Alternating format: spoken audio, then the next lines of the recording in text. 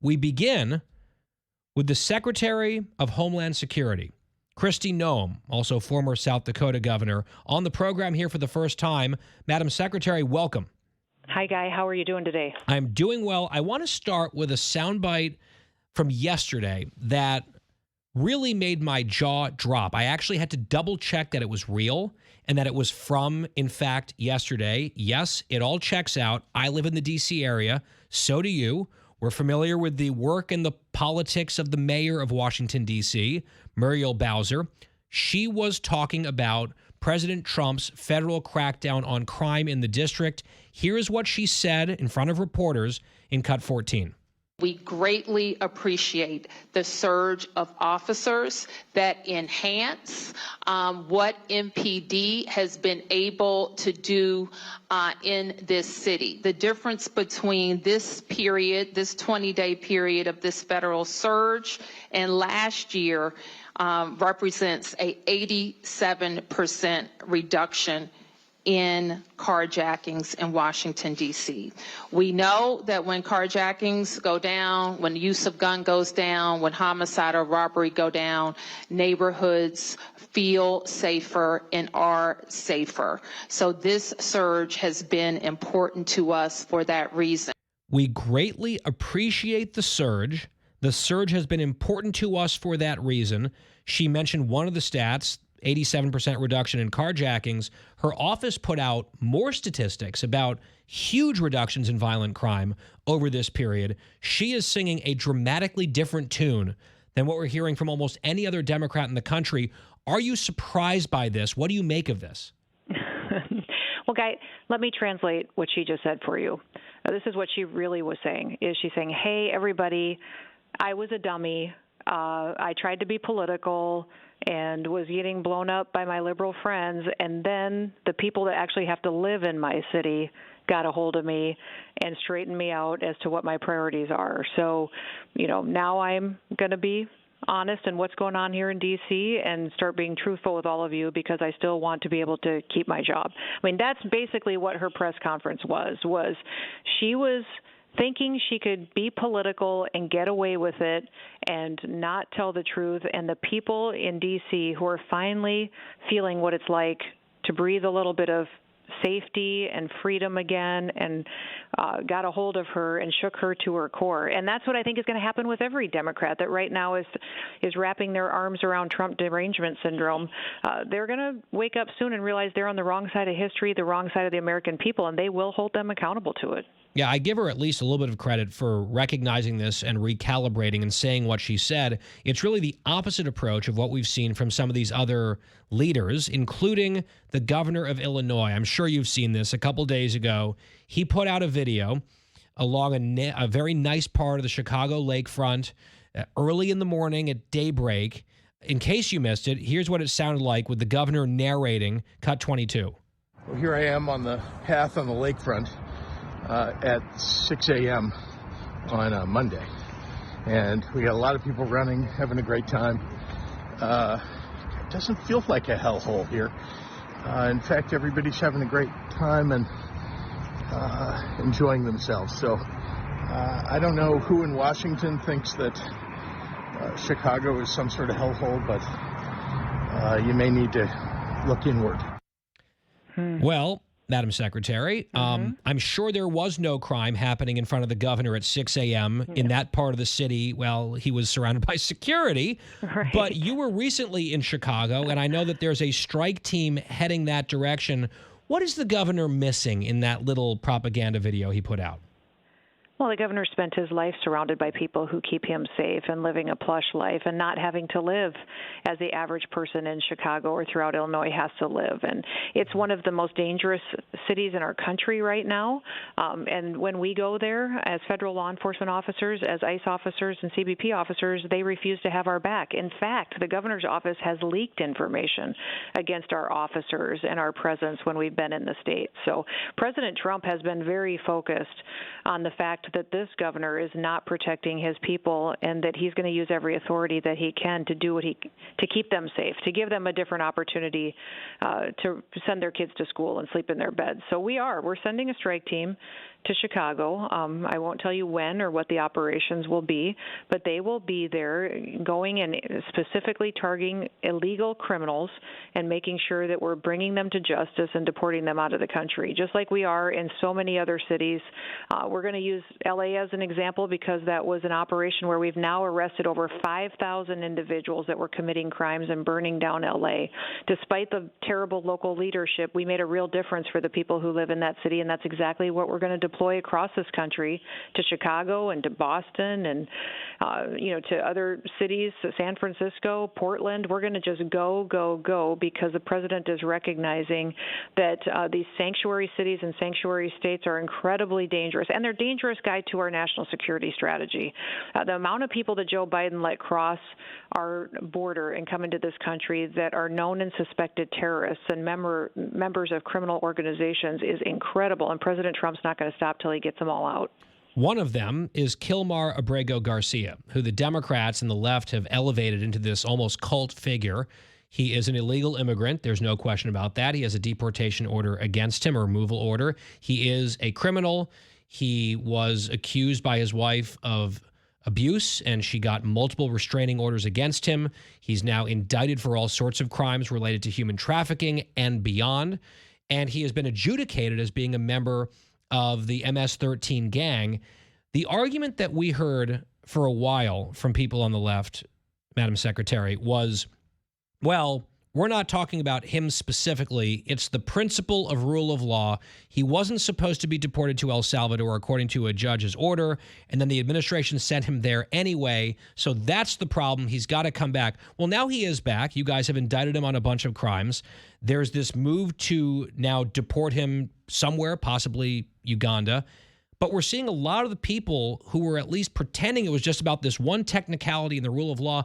Now they're coming up with new reasons to champion his cause. His entire due process has been exhausted. He might still stand trial for all these additional crimes, but what's the argument now against deporting this man?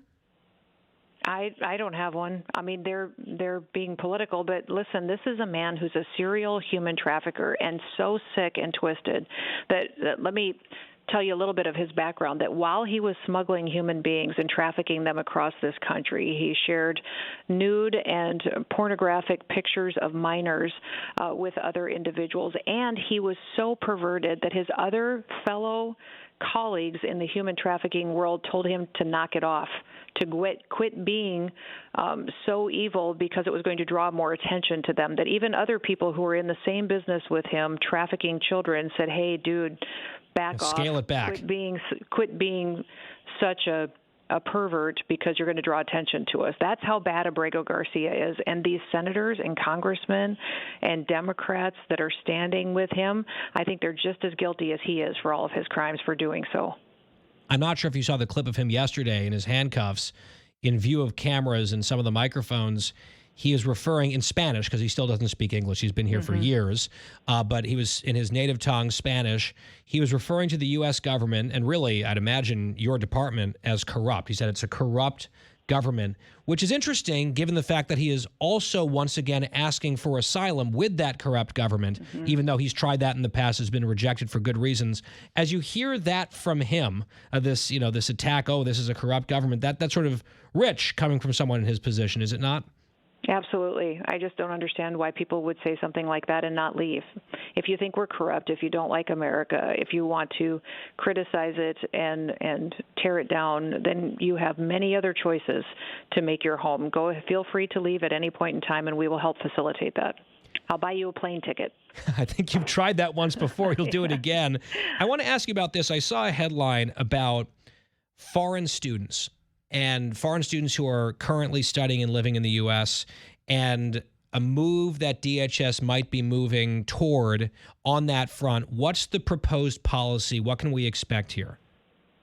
Well, I think foreign students need to be in this country that truly want to be a part of our education system. And I was speaking with the president about that just yesterday, that he believes that they should be a part of our university system, but they have to love America, that they have to be able to be a part of that system and learn from us and not be here, as we've seen, so radicalized and coming here to subvert our national security policy. So we're going to implement that, and we have the ability to be the administrator of that student foreign program that all of these universities participate in, and we can decide if a university is compliant with the program and gets to continue in it, or if not. So Harvard was very close and may still, and other universities lose their student programs if they don't comply with the regulations that program was set up for. And that was for the betterment of the United States of America, not to facilitate the hatred and the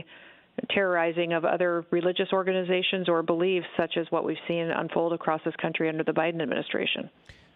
There is some pushback, I'm sure you've seen it, including on the right, about Chinese foreign students, specifically Chinese nationals in our country. President Trump sounded pretty optimistic and positive on that front. A lot of others saying, well, hang on, shouldn't we be extra on guard when it comes to Chinese nationals because of the nature of that regime and how they actively recruit or even coerce people into espionage?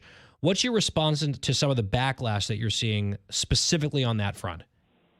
No, I think absolutely we have to stay on guard against Chinese nationalists in this country, those that we know are perpetuating spy operations against our country, feeding information back to the Communist Party and the CCP, and those that are here illegally. It's under the Biden administration, we had tens of thousands of military-age Chinese nationalist individuals that came into this country illegally that we are going to find and remove from this country because of the threat they are to our national security. So some of the things that we'll do is continue to propose rules like we did yesterday on limiting the time frame that these students can be here, but also still continuing to target those individuals who are here illegally or have final removal orders against them and remove them, recognizing and vetting they may have ties to a communist organization whose long-term goal has been to take down the United States as the world power.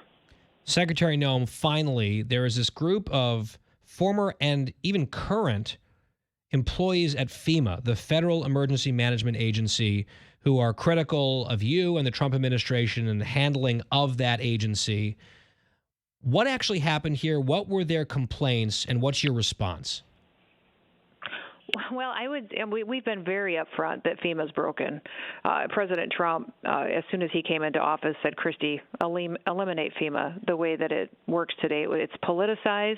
It's been a woke agency that hasn't responded to people when they have a crisis in their life, and people would wait days, weeks, months for relief and even any kind of a disaster support from the federal government when they lost everything. And we saw that unfold in North Carolina, and then how they targeted people politically and specifically to give them disaster response if they were supportive of their politics. If they weren't, they went past their house and didn't bring them any kind of help or assistance whatsoever. So President Trump said, fix it. I am, and we have, and these employees hate it. In fact, those employees, the vast majority of them that signed that letter are temporary contract workers.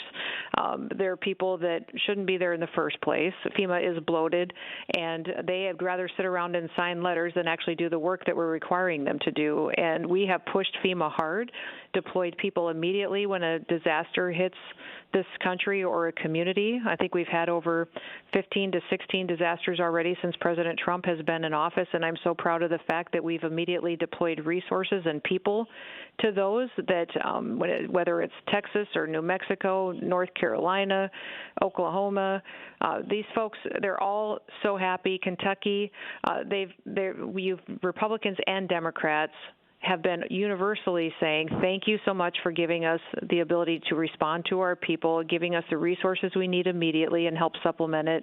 And this is such a game changer from when Joe Biden was in office and how FEMA operated before. So, when you make people go to work and actually take care of people, some people are going to push back because they don't want to be required to do anything. They want to keep their paychecks coming, and their politics may be different than ours, but we're going to take care of the American people. And President Trump has done a phenomenal job in making sure that FEMA is responsive to people who've faced really tragic situations. Homeland Security Secretary Kristi Noem, our guest here on the Guy Benson Show.